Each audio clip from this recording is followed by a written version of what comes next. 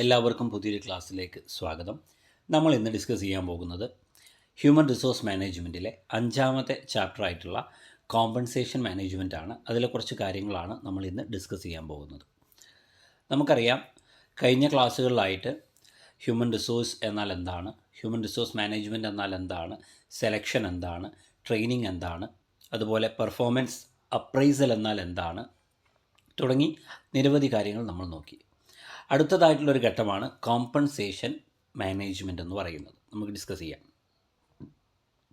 Employees compensation. നമുക്കറിയാം, employees തൊഴിലാളികൾ ജോലിയെടുക്കുന്നത് എന്തിനു വേണ്ടിയിട്ടാണ്? പൈസയ്ക്ക് വേണ്ടിയിട്ടാണ്, പണത്തിന് വേണ്ടിയിട്ടാണ്, അല്ലേ? They are working for money, പണത്തിന് വേണ്ടിയിട്ടാണ്. They are maybe the breadwinners of their family, അവരുടെ ഫാമിലിയുടെ ബ്രെഡ് വിന്നേഴ്സ് ആയിട്ടുള്ളത്, അല്ലേ? ഫാമിലിക്ക് വേണ്ട കാര്യങ്ങളൊക്കെ ചെയ്തു കൊടുക്കുന്നത് ഈ ജോലിയിൽ നിന്ന് കിട്ടുന്ന പൈസ കൊണ്ടായിരിക്കും. സോ എംപ്ലോയീസിന് ഏറ്റവും പ്രധാനപ്പെട്ട ഒരു റിവാർഡ് എന്ന് പറയുന്നത് അവരുടെ സാലറി അല്ലെങ്കിൽ വേജസ് ആണ്. മൊത്തത്തിൽ നമുക്കിതിനെ കോമ്പൻസേഷൻ എന്ന് വിളിക്കാം. അതായത് ഒരു തൊഴിലാളിക്ക്, ഒരു ഹ്യൂമൻ റിസോഴ്സിന്, ഒരു എംപ്ലോയിക്ക് കിട്ടുന്ന മൊത്തം മണിയെ നമുക്കെന്ത് വിളിക്കാം? ജോലി എടുത്തത് കിട്ടുന്ന എന്താണോ അതിനെ നമുക്കെന്ത് വിളിക്കാം? കോമ്പൻസേഷൻ എന്ന് വിളിക്കാം. So, employee compensation is an important part of human resource management. Employee compensation എന്ന് പറയുന്നത് ഹ്യൂമൻ റിസോഴ്സ് മാനേജ്മെൻറ്റിലെ ഏറ്റവും പ്രധാനപ്പെട്ട ഭാഗമാണ്. കാരണം ഇവിടെയാണ് നമ്മൾ എന്ത് ചെയ്യുന്നത്? ഒരു എംപ്ലോയിയുടെ സാലറി ഫിക്സ് ചെയ്യുന്നത്. മറ്റെന്തെങ്കിലും ഫെസിലിറ്റീസ് അല്ലെങ്കിൽ ഇൻക്രിമെൻറ്റ്സ്, ഇൻസെൻറ്റീവ് ഒക്കെ കൊടുക്കുന്നുണ്ടെങ്കിൽ അത് തീരുമാനിക്കുന്ന ഘട്ടമാണ് ഇവിടെ കോമ്പൻസേഷൻ മാനേജ്മെൻറ്റിലാണ്. So according to Wendell French, compensation is a comprehensive term. ശ്രദ്ധിക്കുക, compensation is a comprehensive term. എന്താ കോംപ്രഹെൻസീവ് പറഞ്ഞാൽ? കോംപ്രഹെൻസീവ് എന്ന് പറയുമ്പോൾ വിശാലമായിട്ടുള്ളത്, ബൃഹത്തായിട്ടുള്ളത്, അല്ലേ? വിശാലമായിട്ടുള്ള ഒരു ടേമാണ്. ദാറ്റ് മീൻസ് അവിടെ ഒരുപാട് കാര്യങ്ങൾ ഉൾക്കൊണ്ടിട്ടുണ്ട്. Compensation is a comprehensive term which includes wages. അവിടെ എന്ത് ഉൾപ്പെട്ടിട്ടുണ്ട്? വേജസ് ഉൾപ്പെട്ടിട്ടുണ്ട്. വേജ് എന്ന് വെച്ചാൽ എന്താണ്? കൂലിയാണ്. അതുപോലെ സാലറി, മറ്റേതെന്താണ്? സാലറിയാണ്. സാലറി എന്ന് വെച്ചാൽ ഏതാ? ശമ്പളം. And all other allowances and benefits. മാത്രമല്ല മറ്റെന്തെല്ലാം അലവൻസുകളുണ്ടോ, അതുപോലെ മറ്റെന്തെല്ലാം ബെനിഫിറ്റുകളുണ്ടോ, ഇതെല്ലാം എന്ത് ചെയ്തിരിക്കുന്നു? ഒരു കോമ്പൻസേഷനിൽ ഉൾക്കൊണ്ടിട്ടുണ്ട്. So compensation is a comprehensive term. ഒരു കോംപ്രഹെൻസീവ് ടേമാണ്. അതിൽ വേജസ്, കൂലി, അതുപോലെ സാലറി, അലവൻസുകൾ, മറ്റുള്ള ബെനിഫിറ്റുകളെല്ലാം ഉൾക്കൊണ്ടിരിക്കുന്നു.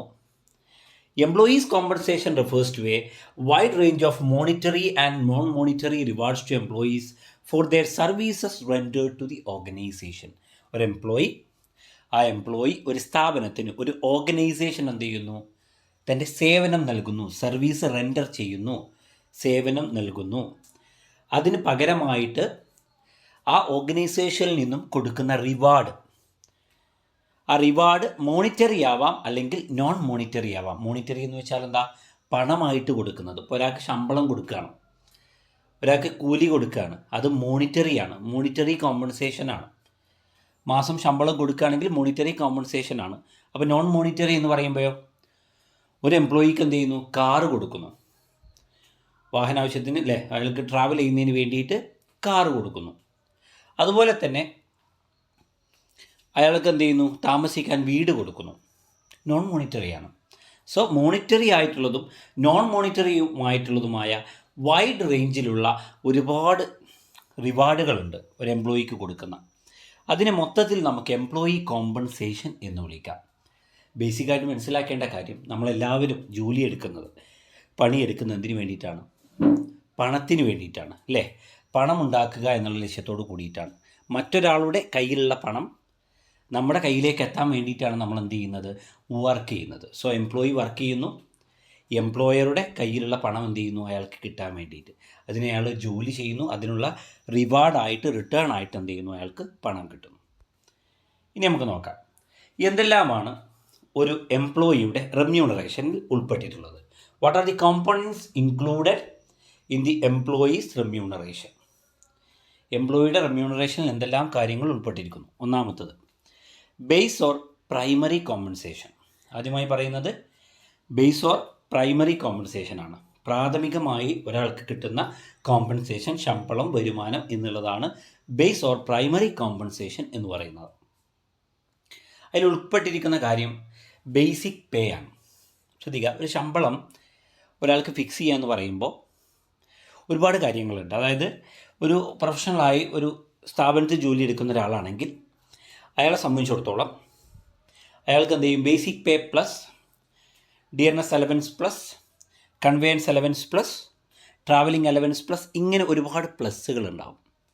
ഓക്കെ, സോ ഒരാളുടെ സാലറി പറയുമ്പോൾ അങ്ങനെ ഒരുപാട് കാര്യങ്ങൾ കോമ്പണൻസ് കൂടെ കൂടെ ഉണ്ടാവും. സോ അതിലാദ്യം പറഞ്ഞ കാര്യമാണ് ഏത്, ബേസിക് പേ എന്നറിയപ്പെടുന്നത്.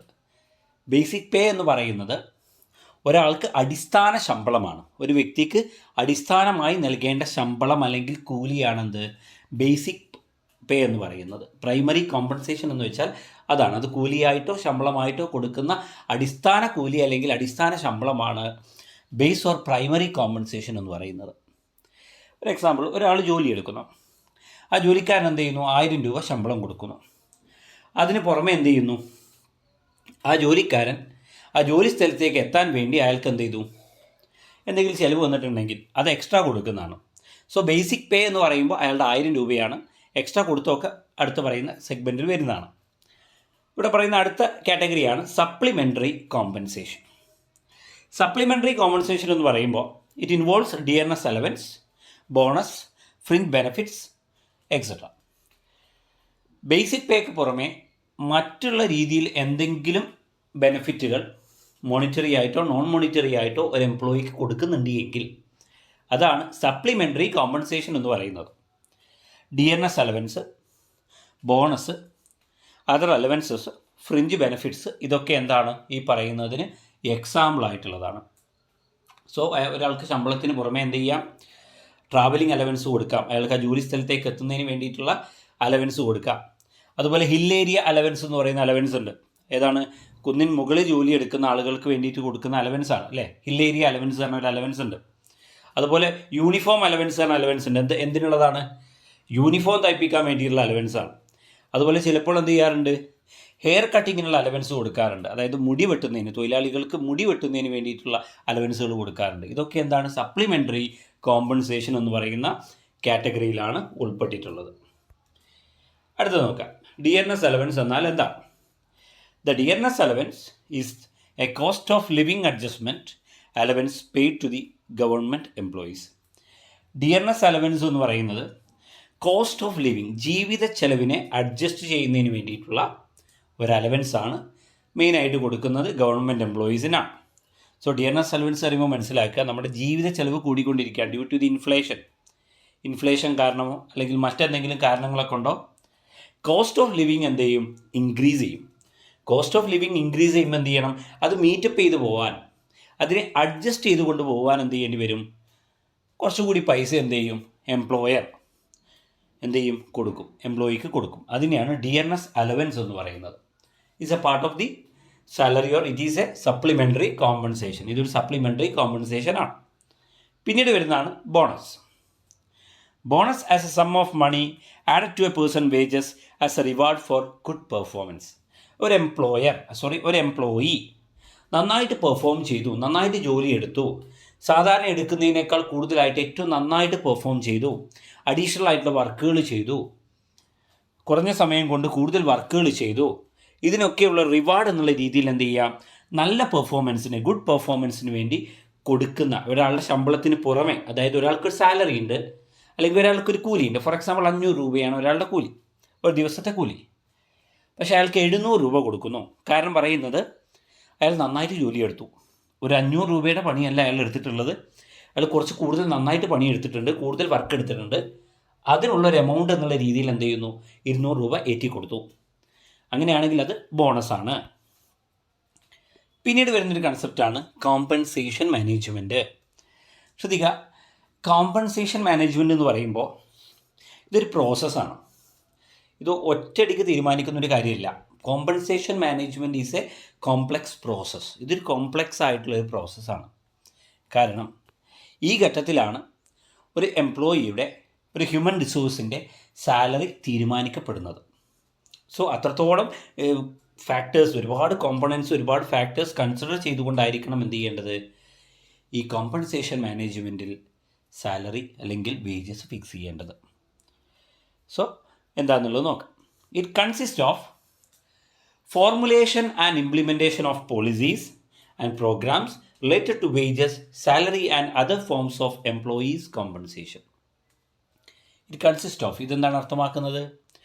ഫോർമുലേഷൻ രൂപീകരിക്കുക, ആൻഡ് ഇംപ്ലിമെൻറ്റേഷൻ നടപ്പിലാക്കുക, ഓഫ് പോളിസീസ്, പോളിസി എന്ന് വെച്ചാൽ നയങ്ങൾ, and programmes related to wages, salary and other forms of employee compensation. ഒരു എംപ്ലോയിക്ക് കൊടുക്കുന്ന സാലറി അല്ലെങ്കിൽ വേജസ് അല്ലെങ്കിൽ മറ്റെന്തെങ്കിലും രീതിയിലുള്ള എംപ്ലോയീസ് കോമ്പൻസേഷൻ, അതുമായി ബന്ധപ്പെട്ട കാര്യങ്ങളെ നിയന്ത്രിക്കുന്നതിന് വേണ്ടിയിട്ടുള്ള ചില പോളിസികൾ, പ്രോഗ്രാമുകൾ ഫോർമുലേറ്റ് ചെയ്യുകയും നടപ്പിലാക്കുകയും ചെയ്യുക എന്നുള്ളതാണ് കോമ്പൻസേഷൻ മാനേജ്മെൻറ്റ് കൊണ്ട് അർത്ഥമാക്കുന്നത്. ശ്രദ്ധിക്കേണ്ട കാര്യം, ഒന്നോ രണ്ടോ എംപ്ലോയീസിനെ മാത്രം ഹാൻഡിൽ ചെയ്യുന്നത് ഒരു പക്ഷേ സിമ്പിളായിരിക്കും. ആയിരക്കണക്കിന് തൊഴിലാളികൾ, വ്യത്യസ്തമായ തൊഴിലുകൾ ചെയ്യുന്ന തൊഴിലാളികൾ ഒരു കമ്പനിയിലുണ്ട് എങ്കിൽ അവരെ മാനേജ് ചെയ്യുക എന്ന് പറയുന്ന അത്രത്തോളം ഒരു കോംപ്ലക്സ് പ്രോസസ്സാണ്. സോ ഹ്യൂമൻ റിസോഴ്സ് മാനേജറെ സംബന്ധിച്ചിടത്തോളം അത് വലിയൊരു വർക്കാണ്. സോ അതിൽ ഏറ്റവും വലിയൊരു വർക്കാണെന്ത്? ഈ കോമ്പൻസേഷൻ മാനേജ്മെൻറ്റ്, ഇവരുടെ സാലറി, വേജസ്, മറ്റുള്ള കാര്യങ്ങൾ ഫിക്സ് ചെയ്യുക എന്നുള്ളത്.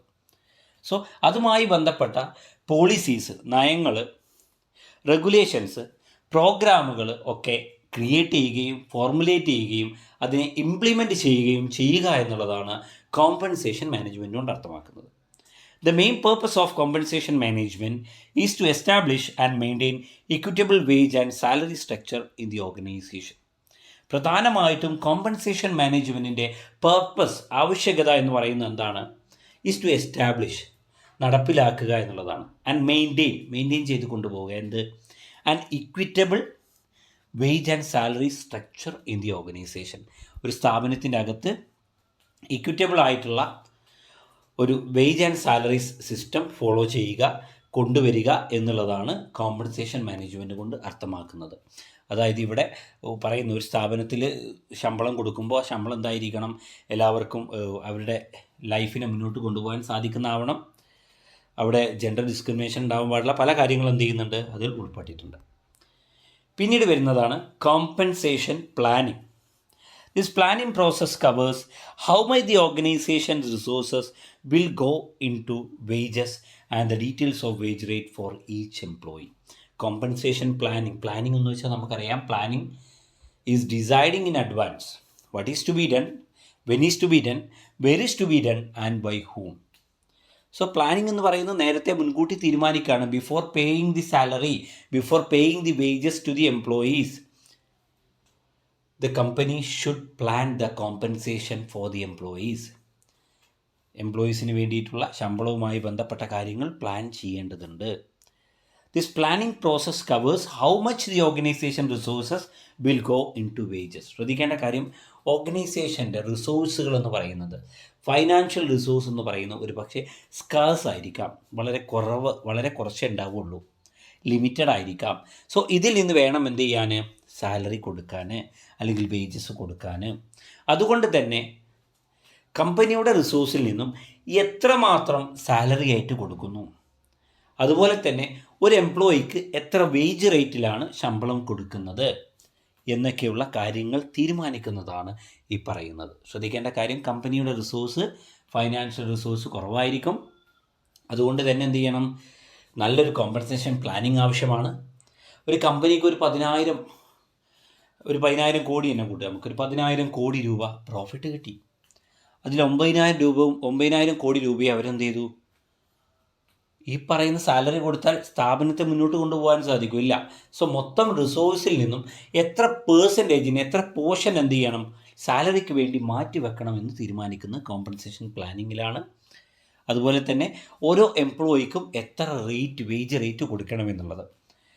ഒരു സ്ഥാപനം എടുക്കുക, ഒരു എഡ്യൂക്കേഷണൽ ഇൻസ്റ്റിറ്റ്യൂഷൻ തന്നെ നമുക്കെടുക്കാം. ആ സ്ഥാപനത്തിൽ ഏറ്റവും കൂടുതൽ സാലറി വാങ്ങുന്നത് ഒരു പക്ഷേ ആ സ്ഥാപനത്തിലെ പ്രിൻസിപ്പളായിരിക്കാം. അതേസമയം അതിന് കുറവുള്ളത് ആ സ്ഥാപനത്തിലെ മറ്റ് ടീച്ചിങ് ഫാക്കൽറ്റികളായിരിക്കാം. ഒരുപക്ഷെ അതിന് താഴെയുള്ളത് നോൺ ടീച്ചിങ് സ്റ്റാഫുകളായിരിക്കാം, ഓഫീസ് വർക്ക് ചെയ്യുന്നവരായിരിക്കാം. അതിനും താഴെയായിട്ടുള്ള ആളുകൾ ആ സ്ഥാപനത്തിൻ്റെ പ്യൂണോ അല്ലെങ്കിൽ അതുപോലെയുള്ള ആളുകളായിരിക്കാം. ഇനി അതിനും താഴെയുള്ളത് ആരായിരിക്കാം? ഈ പറയുന്ന തുടച്ച് വൃത്തിയാക്കുന്ന സ്വീപ്പേഴ്സ് ആയിട്ടുള്ള ആൾക്കാരായിരിക്കാം. സോ പറഞ്ഞു വരുന്ന എല്ലാ എംപ്ലോയീസിനും ഒരേ വേജ് റേറ്റ് അല്ല. ഓരോരുത്തരുടെ ഡെസിഗ്നേഷനും സ്കില്ലിനും പൊസിഷനും പല കാര്യങ്ങൾക്കും അനുസരിച്ചുകൊണ്ട് എന്ത് ചെയ്യും, അവരുടെ സാലറിയിൽ വ്യത്യാസമുണ്ടാകും. സോ അത് തീരുമാനിക്കുന്നതാണ് കോമ്പൻസേഷൻ പ്ലാനിങ്. പിന്നെ objectives of compensation planning or management. Compensation പ്ലാനിങ്ങിൻ്റെ അല്ലെങ്കിൽ കോമ്പൻസേഷൻ മാനേജ്മെൻറ്റിൻ്റെ പ്രധാനപ്പെട്ട ലക്ഷ്യം എന്താണ്? First one, internal equity. Internal എന്ന് വെച്ചാൽ ഏതാണ്? ഓർഗനൈസേഷൻ്റെ അകത്തുള്ള ഇക്വിറ്റി, അതായത് തുല്യത ഉറപ്പുവരുത്തുക എന്നുള്ളതാണ്. ഒരു ഇക്വിറ്റി ഉറപ്പുവരുത്തുക എന്നുള്ളതാണ്. അതായത് this ensures that more difficult jobs paid more. ഡിഫിക്കൽട്ടായിട്ടുള്ള ജോലികൾ ചെയ്യുന്ന ആളുകൾക്ക്, പ്രയാസകരമായ ജോലി ചെയ്യുന്ന ആളുകൾക്ക് കൂടുതൽ ശമ്പളം കൊടുക്കുക. പ്രയാസകരമല്ലാത്ത ജോലി ചെയ്യുന്ന ആളുകൾക്ക് എന്ത് ചെയ്യുക, അതിനനുസരിച്ചുള്ള ശമ്പളം കൊടുക്കുക.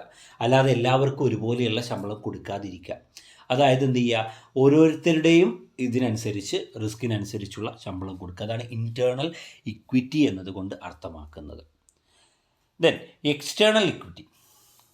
This ensures the job are fairly compensated in comparison to similar jobs in the labour market. Labour മാർക്കറ്റിൽ അവൈലബിൾ ആയിട്ടുള്ള ജോലി, ആ ജോലിക്ക് നൽകുന്ന ശമ്പളം, ആ ശമ്പളവുമായി കമ്പയർ ചെയ്തുകൊണ്ടായിരിക്കണം നമ്മളിവിടെ കോമ്പൻസേഷൻ പ്ലാനിങ് ചെയ്യേണ്ടത്. അതായത് ഒരു തെങ്ങിൽ കയറുന്ന ആൾക്ക് ഒരു തെങ്ങിന് 100 രൂപയാണ് കൊടുക്കുന്നതെന്ന് കരുതുക. നമ്മളത് 50 രൂപയാണ് കൊടുക്കുന്നതെങ്കിൽ മാർക്കറ്റ് റേറ്റുമായി ഫെയർ അല്ല. ഓക്കെ, മാർക്കറ്റ് റേറ്റുമായി ഫെയർ അല്ല. മാർക്കറ്റ് റേറ്റ് 100 രൂപ ഒരു തെങ്ങിൽ കയറുന്നതിന് ഒരാൾക്ക് കൊടുക്കുന്നെങ്കിൽ നമ്മൾ കൊടുക്കുന്ന 50 രൂപയാണെങ്കിൽ അത് ഫെയർ അല്ല.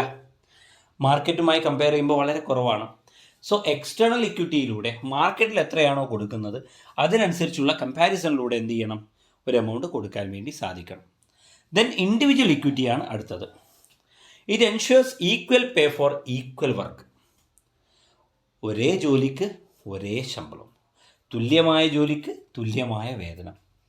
അതായത് ആണെന്നോ പെണ്ണെന്നോ വ്യത്യാസമില്ലാതെ, വയസ്സോ കാര്യങ്ങളോ ഒന്നും പരിഗണിക്കാതെ, ഒരു ഡിസ്ക്രിമിനേഷനും ഇല്ലാതെ എന്ത് ചെയ്യണം, ഒരേ ജോലി ചെയ്യുന്ന ആൾക്ക് ഒരേ ശമ്പളം കൊടുക്കുക എന്നുള്ളതാണ് ഇതിൻ്റെ റൂള്.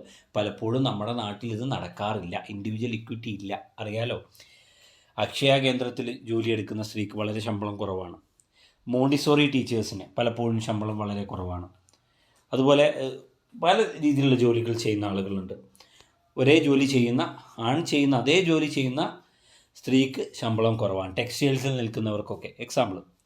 അപ്പോൾ ഒരേ ജോലി ചെയ്യുന്നവർക്ക് ഒരേ ശമ്പളം കൊടുക്കണം എന്നുള്ളതാണ് ഇൻഡിവിജ്വൽ ഇക്വിറ്റി എന്നതുകൊണ്ട് അർത്ഥമാക്കുന്നത്.